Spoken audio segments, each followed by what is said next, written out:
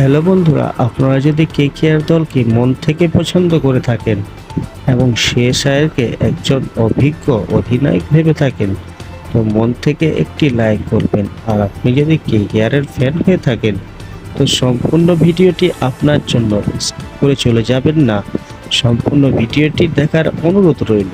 বন্ধুরা, আইপিএলের জয়ের হ্যাট্রিক কলকাতার, দিল্লি মুম্বাইয়ের পর লখনৌকেও হারিয়ে দিল শেষ আয়ারের দল। পরপর দুটি আওয়ে ম্যাচ জিতে অনেক খোলা মনে কলকাতায় শেষ হোম ম্যাচে খেলতে আসতে পারবে কেকেআর। আগে ব্যাট করে 235 রান 6 উইকেটে তুলেছিল কেকেআর। জবাবে আন্দ্রে রাসেল সূর্যনারায়ণের বোলিংয়ে লখনৌকে থেমে যায় 137 রানে, অর্থাৎ 98 রানে জিতল কেকেআর। আইপিএল পয়েন্ট তালিকায় শীর্ষে উঠে এলো কেকেআর। 11 ম্যাচে এখন তাদের পয়েন্ট 16 পয়েন্ট। 10 ম্যাচে রাজস্থানের পয়েন্ট সমান থাকলেও রান রেটে শীর্ষে চলে গেল কেকেআর। ম্যাচের আগে পিচ রিপোর্ট দেখতে এসে আরেন ফিঞ্চ এবং রবি শাস্ত্রী জানিয়েছিলেন এই পিচে 100 থেকে 200 রান লড়াকু স্কোর, কারণ তখন লখনৌর মাঠে 200 ওঠার ইতিহাস তৈরি হয়নি। সেটাও তৈরি হয়ে গেল কেকেআরের হাত ধরেই। শুধু তাই নয়, পাঞ্জাব কলকাতার সেই নজিরের ম্যাচের পর আর 200 রান উঠেছিল না আইপিএলে, সেই ধারাও ভাঙল কেকেআরের হাত ধরেই। চলতি মরশুমে 6 বার 200 বা তার বেশি রান করল কেকেআর, বাকি দলগুলির থেকে বেশি। এদিন টসে আবার হারতে হয় শেষ আয়ারকে। এই নিয়ে টানা 6টি ম্যাচে টসে হারলেন তিনি। বলে দিলেন কোনোভাবে এই ভাগ্য বদলাতে পারছেন না তিনি। শেষের প্রতিযোগিতা হতে পারে চেন্নাই অধিনায়ক ঋতুরাজ গাইকোয়াড়ের সঙ্গে, যিনি 11টি ম্যাচে 10টিতে টসে হেরেছেন। তবে দলের পারফরম্যান্সে দিনের শেষে তিনি বলতেই পারেন, it was a good toss to lose. এবার বেশিরভাগই ম্যাচে কেকেআরের শুরুটা ভালো হচ্ছে তাদের ওপেনিং জুটির জন্য, সেজন্য লখনৌ ম্যাচে তার ব্যতিক্রম নয়। প্রথম বলেই মার্কাস স্টোনিকে 4 মারেন ফিল শট।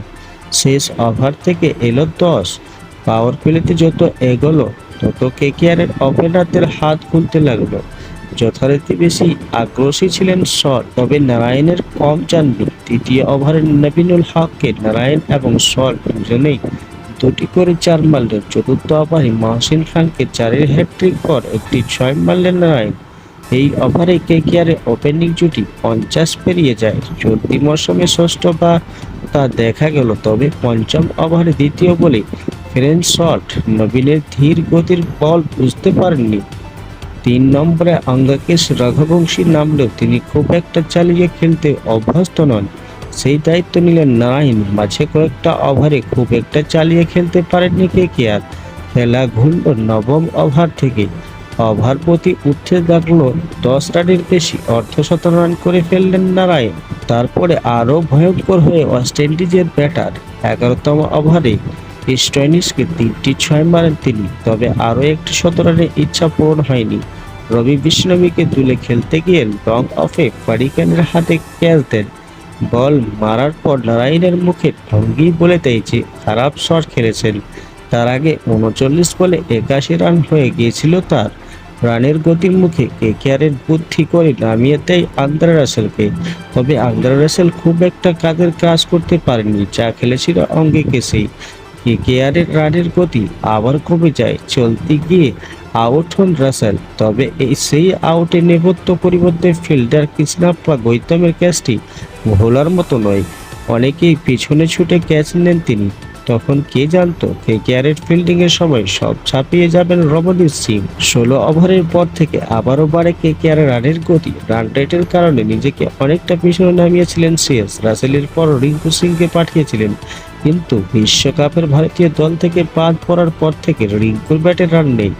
এদিনও তার সামনে বড় রান করার সুযোগ ছিল, তবে সুযোগ কাজে লাগাতে পারেনি। তুলনায় নজর কাড়লেন রমনদীপ। সাধারণ শেষের দিকে তাকে নামানো হয়ে চালিয়ে খেলার জন্য। এই নিয়ে 2টি 3টি ম্যাচের সাফল্যের সঙ্গে সেই কাজ করলেন রমনদীপ।